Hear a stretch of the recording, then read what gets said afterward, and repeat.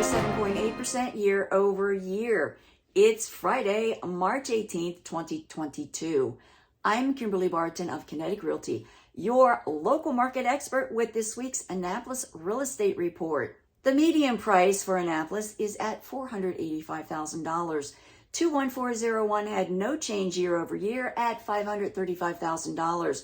21403 rose 9.3% to $470,000. 21409 increased 6.1% to $435,000.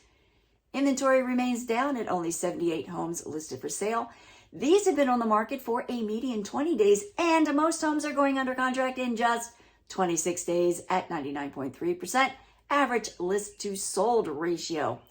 The combined shortage of inventory and the buyer demand continue to keep the prices level. Affordable homes are harder to find. Out of the 78 homes listed, only 12 of those are under $400,000.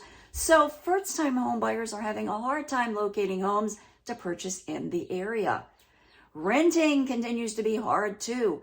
There are only 18 homes for rent at an average of $22.75 per month.